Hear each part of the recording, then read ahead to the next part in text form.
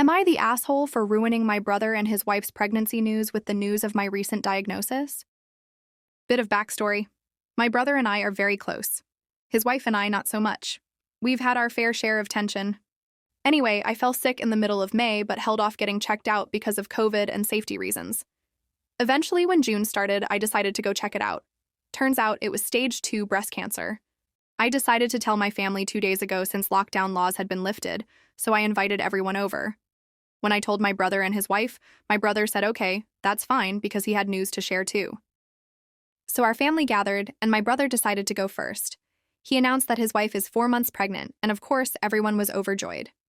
After about an hour, they asked about my news.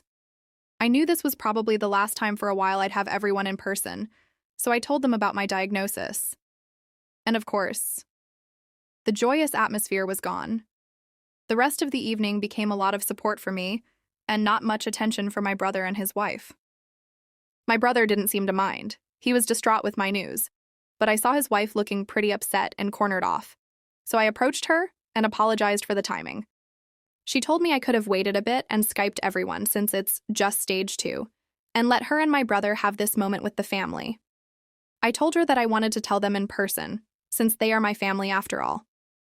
She burst into tears, demanded to go home, and later told my brother that I had said she wasn't family and that I deliberately wanted the attention, which was not true. The next day, my parents called me and told me she was very upset, saying I was jealous of her pregnancy and trying to ruin her life. I told my parents what I really said, and now there's tension between her and everyone else. My brother is torn, trying to balance both sides, and all this drama makes me wonder, should I have just called everyone instead of saying it in person? Am I the asshole? Update. First and foremost, I've started treatment, also one of the reasons I couldn't update sooner. Thank you all for your well wishes. I plan on bouncing back as soon as I can.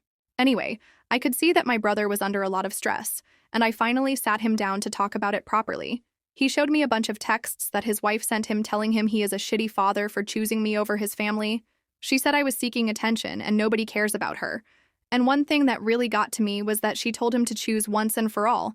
And if he picks me, he loses her and his child, and if he picks her, she doesn't want me in their lives at all. I felt terrible, not only for him, but knowing that I could have prevented all this. I took the time to apologize for putting him in this position, and if I had just pulled him aside soon enough and given him a heads up, he would have truly understood. Brother tells me I shouldn't apologize because he should have been more considerate. He also mentioned that his wife would have probably still gotten mad at him whether they did or didn't give the news on that day. So I decided I should invite her over for coffee to sort out everything. I spoke to her alone. I asked her about everything. She was very cold and didn't really answer. So I started talking first by apologizing if I made her feel excluded from the family or that her pregnancy was of any less importance. I explained that I should have given them a heads up so we could have avoided what had happened altogether, and that was my fault, and that I was very sorry, but I also mentioned that the way she reacted and went to the extent of lying wasn't okay. She then started crying and vented out about how angry she has been, and that my brother always put me first, and recently they've been going through a rough patch, and when he sided with me, it made her even more upset and feel even more lonely. She admitted she lied to my parents and my brother, saying that she was hoping they would show her more sympathy, and when they were cold to her, she got even more upset. After hours of talking, she apologized for how she acted and has been acting, and she would like if we moved on from this. My brother came later and they both went home. He texted me saying they both spoke for hours and agreed to couples therapy. My parents are currently living with me and helping me out tremendously, but they not quite happy with my sister-in-law yet. Although they promised to try to work things out, things finally seem to calm down, and let's hope it stays that way. All of you are so kind, honestly. But I wanted to clarify that I'm no saint, nor am I selfless. I know what happened wasn't entirely on me. However, in order to focus solely on my recovery, I can't be stressed out about this whole situation and have all this tension around. Seeing my brother being put in that position and my sister-in-law, as hurtful as she was, being upset and holding hatred can affect herself and the baby. I did what I could to fix things so that everyone can focus on being healthy and being positive without holding any grudges. I know I sure will. I know my sister-in-law, she can be very stubborn and unreasonable, and if I left things in her hands, I'm 99% sure it would have resulted in much, much worse circumstances than me putting the first hand forward. At least now I can focus on my recovery without any distress or toxicity. I'm human. I felt angry. I felt upset. Yeah, I wanted to give her a piece of my mind. But in doing so isn't helping myself, her, my brother, or my family, only damaging things further. This realization is what prompted me to let it all go and focus on positivity and my mental and physical health. And for the people who asked, I'm 24. My girlfriend of 7 months wants to quit her job because I won the lottery. Am I the asshole if I say no? So I'm 31 and my girlfriend is 33. We've had a pretty tumultuous relationship, breaking up twice already. Both times I initiated it because of her extreme clinginess and lack of trust. She constantly accuses me of cheating, checks up on me, and doesn't respect my personal space.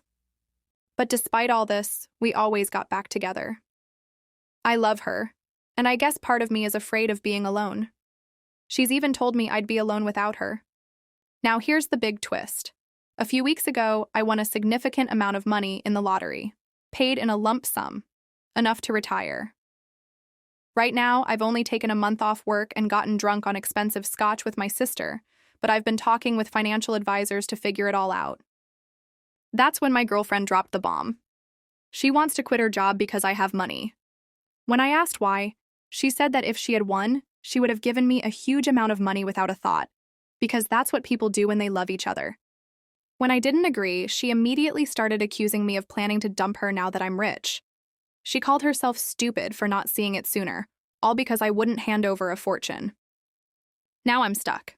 I don't want to be stingy, but this relationship was rocky before any of this money. And I can't help but feel this is going to be a huge issue as long as we're together.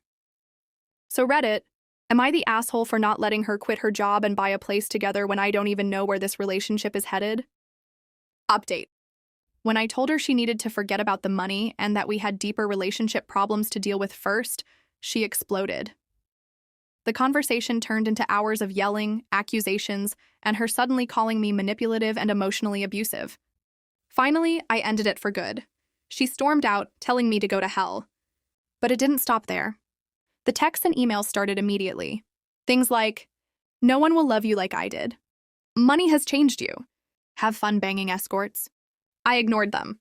Then she left me voicemails crying, saying she had no one else and needed my help. Again, I didn't respond. But then, police showed up at my door late one night. Someone had reported a loud domestic dispute coming from my apartment, but I had been home alone the entire night. The neighbor who supposedly called wasn't answering, and the police even showed me the number that reported it. I didn't recognize it. I explained I'd just broken up with my girlfriend, and the officer agreed it seemed suspicious. I didn't confront her about it, but I had a pretty good idea who was behind it. Meanwhile, the drunk voicemails continued, sweet at first, then turning angry again.